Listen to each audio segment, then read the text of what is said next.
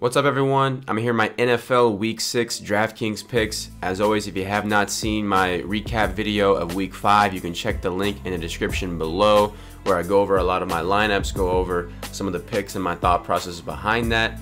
So let's not waste any more time and go ahead and get to this week's picks. Alright, so moving into our first stack here, and you shouldn't be too surprised to see Deshaun Watson and DeAndre Hopkins on your screen. These guys are going to be very popular, but I think with good reason. I mean, you cannot pass this matchup up, okay? So even though they're 9.5-point favorites right now, they have an implied team total of 28.3. Definitely a total that we want to target on this slate. The Texans are going to be facing the Cleveland Browns, obviously, who are the 28th overall DVOA team, 31st in pass, 32nd against wide receiver ones. I mean, I don't really think I need to throw too many numbers at you here to know why this is a good matchup. You know, Deshaun Watson appears to be the real deal, man. Unfortunately, a lot of his fantasy points came last week when they were down big, but, you know, it still looks like he could be, you know, the real deal. Like I said, his fantasy points has gradually gone up every single start since he started playing. As far as DeAndre Hopkins goes, though, I mean, this is probably the best quarterback he's played with in his career. I mean, and that's not necessarily a huge praise for Deshaun Watson. It's just more so a knock against the previous quarterbacks this poor guy has had to endure. So, you know, as long as Watson can continue to run the ball and throw for these touchdowns and do everything he's doing, I don't see why he's not going to continue to be a productive quarterback in this league. He's sub 7K. Now, I think there's no one on the Texans that's not in play. Like, I think you could go with Lamar Miller, you could go with Ryan Griffin, of course, Will Fuller, who's been incredibly efficient since coming back from his collarbone injury. So everybody on the board for the Texans, in my opinion, is in play.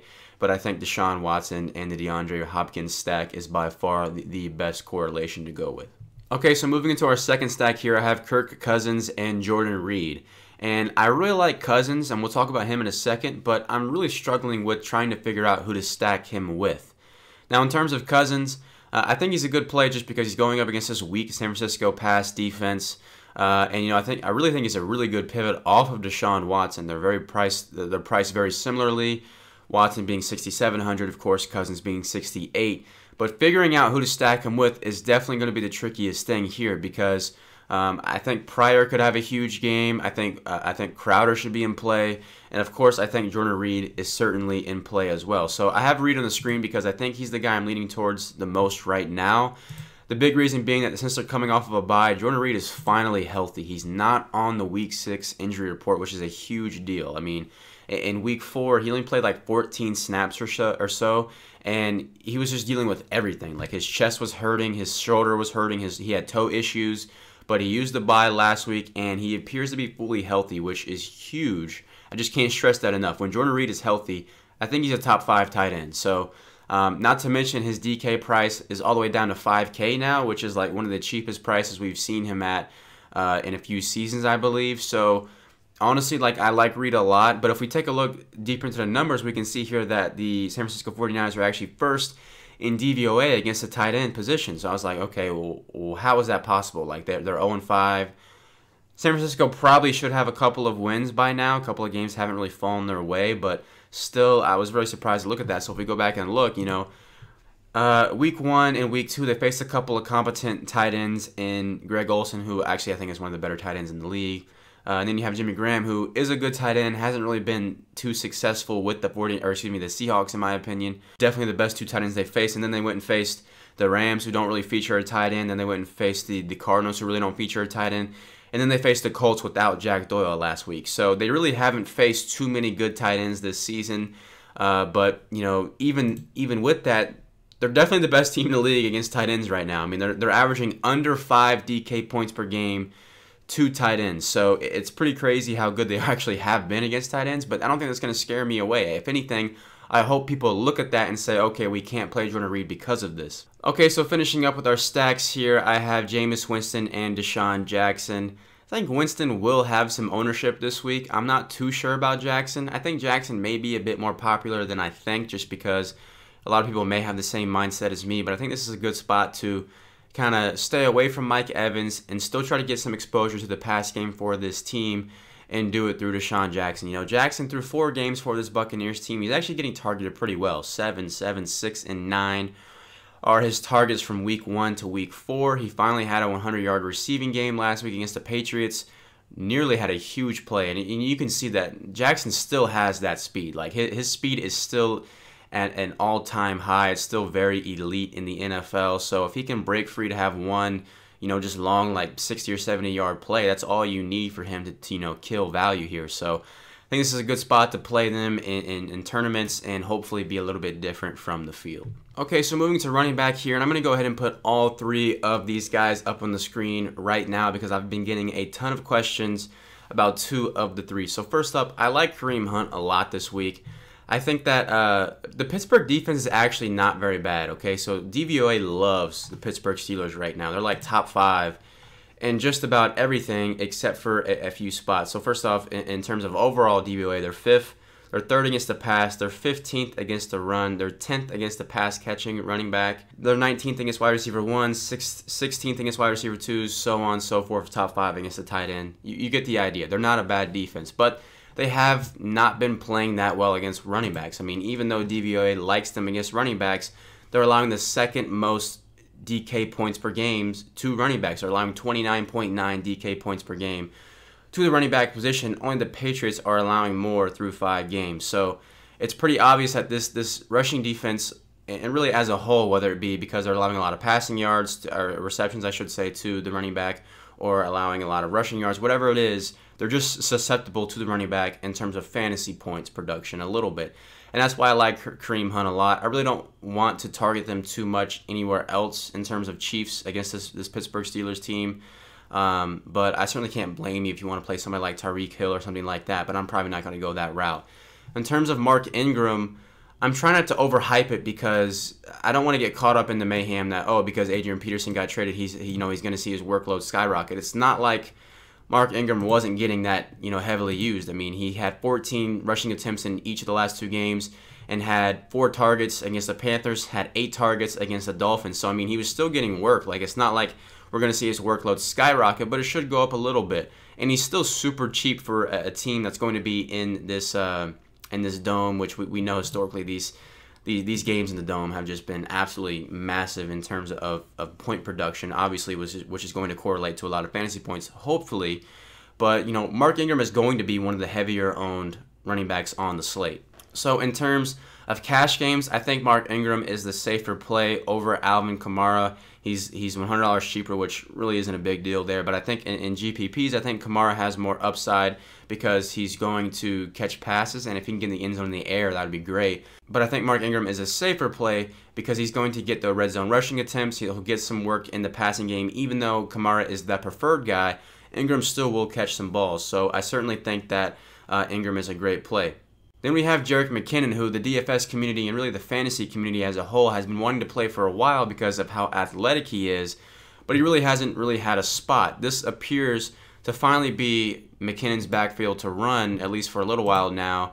And, last week I think is a bit of an anomaly. I don't think we're going to see him put up 26 points regularly. I mean, obviously I would love him to be able to do that, but really, once again, this is a value play. He had 16 rushing attempts last week against the Bears on 6 targets. And I think if we can get those same numbers, even if it's at a lower rate in terms of efficiency, we'll be just fine. Like, he had a 58-yard rushing touchdown, so obviously those numbers are a bit skewed. So I don't suspect that's going to happen again this week. But even if he has 50 rushing yards on 16 attempts and 5 receptions, like, that's all we need as long as he can get in the end zone once. And even if he doesn't, I think he's 4,100, right? Yeah, 4,100. You just don't need him to do that much to hit value here. So this looks to be a really good week. Like, if you want to pair McKinnon with Hunt and kind of go stars and scrubs there and then just pay up for a ton of wide receivers, like whatever you want to do, you can really differentiate yourself by paying up this week at running back. But I think the play is to go down and spend at least one cheap running back, if not both. I mean, like, realistically, you could play Kareem Hunt, Mark Ingram, and play Jerick McKinnon all in the same exact lineup. Just play one of these guys in the flex and do it that way. And that makes sense to me if you wanted to do that. I don't know if I will do that, but it certainly is possible to do that, and I would not be surprised if that is very popular. All right, so moving to our wide receivers now, and first up I have Antonio Brown, and I really don't think I need to explain it too much, but the dude is matchup proof, okay? Yes, he's had a couple of subpar games this season that we're not used to seeing Antonio Brown have. But I think a lot of that could be a product of just Ben Roethlisberger not playing that well this year, and the Steelers as a whole on offense have not looked like the team we have been accustomed to seeing. So I like this spot for him, though. I think a lot of people are going to be scared away from Marcus Peters, who I think is just overrated. I mean, first off, he is exclusively a left cornerback, and I think I heard that a couple weeks ago, Marcus Peters finally played a snap at right cornerback, and it actually ended up being a touchdown reception to Terrell Pryor. So I think that was the play that Pryor actually got away with a little bit of a push-off, but regardless, it still was a touchdown nevertheless. So, I mean, just listen to this, okay? 11 targets, 11, 14, 9, 19 targets last week against the Jacksonville Jaguars for Antonio Brown.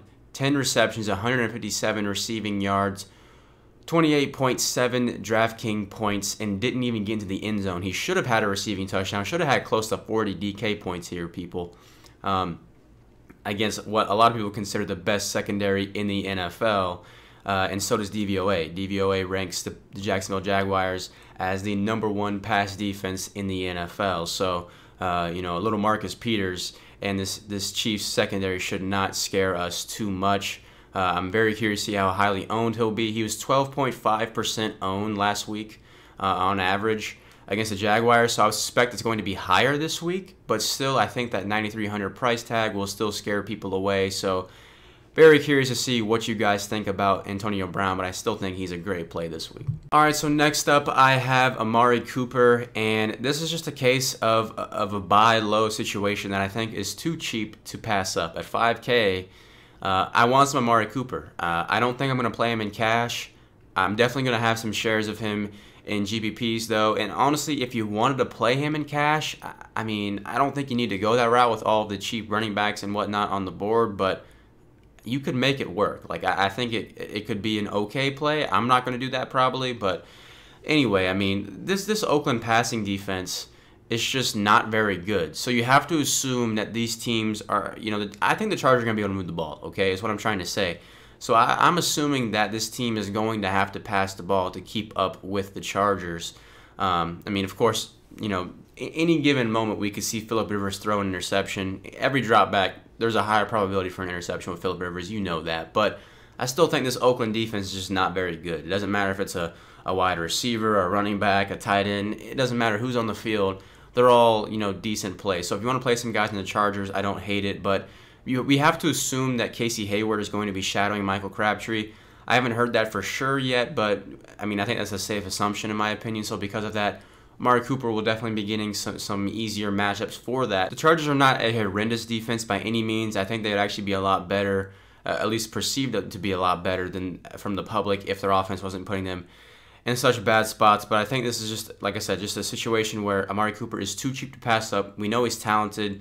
He had back-to-back 1,000-yard seasons when he was 21 and 22, I think it was. So this is just a player that we have to get some exposure to this week. Once again, I don't know how popular he's going to be. I definitely think he's going to be more popular than he has been the past couple weeks just because of how cheap he is. With Derek Carr coming back, likely. I haven't heard that confirmed yet, but I think it's a safe assumption once again. So, yeah, I'm going to take a chance on Amari Cooper in a couple of lineups at least. Okay, so finishing up here with Golden Tate, and obviously this is dependent on whether or not Matthew Stafford plays or not, but he practiced in full today. So I suspect he will play in this game Sunday. So I haven't touched on this game too much, but it has a very high total right now, as you would expect. I mean, we have to assume that this game is going to have a lot of heavily owned players. So in terms of cash games, I like Golden Tate. In terms of GPPs, if you want to play somebody on the Detroit side of the ball, I'd probably go a different route. I may look at one of the running backs, maybe in Amir Abdullah or Theo Riddick, or I would look at one of the more big play type wide receivers like Marvin Jones or Kenny Golladay, who did practice today as well, so it looks like he will play. So I certainly probably wouldn't play Eric Ebron. I mean, maybe this is the week Eric Ebron finally wakes up and has a big game, but he's let me down so many times already this season. I don't know if I'm going to be able to get myself to go back there. So in terms of GPPs, once again, I would probably not play Tate. I mean, I don't really see a big, super high upside for Tate. And he really hasn't had that many games with double-digit targets, which we really need to get a ton of production out of Tate, honestly. So we'll see. I mean, he's only had one game so far the entire seasons where he's had more than 10 yards per reception. So certainly not the kind of guy that we want to have a ton in GPPs, but I don't hate it. But honestly, I think most of the best wide receiver plays are probably going to be, and really just the best plays as a whole are probably going to be on the Saints side of the ball. But I don't mind trying to run it back with Tate here and there if you're going to be stacking this game. All right, so finishing up here with a couple of tight ends and a defense. First up, I have Zach Miller, and I think he's an interesting play. You know, it obviously looked like Mitch Trubisky liked throwing him the ball. He was kind of fortunate on that one tipped catch that he had in the end zone for a touchdown. But I like the price. Baltimore, although has been very good on the defensive side of the ball this season, the one spot they are a bit susceptible to is the tight end. They're actually bottom 10 in points allowed and DK points allowed to tight ends. Right now allowing 13.5 points per game. Baltimore is also dead last in DVOA against the tight ends, ranking 32nd. So I think Zach Miller is a pretty good play. He's rating really high on a lot of projections and whatnot, so I think he is certainly a good play, especially at that price. Next up, I have Ryan Griffin, and I don't think I need to take too much time explaining this, but it's hard not to play a tight end going against the Cleveland Browns. Like, they're just that bad against tight ends there. So right now, Cleveland Browns ranked 30th in DVOA against tight ends. They're also allowing the second most DK points per game to tight ends at 20.4. So it's just one of those things that you have to consider Ryan Griffin this week. It could be a pretty good pivot away from the receivers on this Texans team, but still getting exposure to the passing game. So that may be a good thing to try in GPPs, and just hope that DeAndre and Will Fuller don't play that well, or maybe Lamar Miller goes off or something like that. There's a lot of different scenarios that could happen, of course, but I think Ryan Griffin has to be on your radar. So finishing up with a defense, I like the Falcons defense this week. You know, at 3,500, I think it's going to be a good way to kind of pivot away from the two chalk defenses this week. Everybody's going to be looking at Houston, of course, and then in this New England, New York game, everybody's going to want to play the Patriots against this Jets defense just because they think Bill Belichick is incapable of losing against the Jets, which is probably a good thought process there as well. Plus, they're cheaper, so it could be a good kind of like, they're pretty much sandwich price, so it's a good way to differentiate your defense a little bit if you think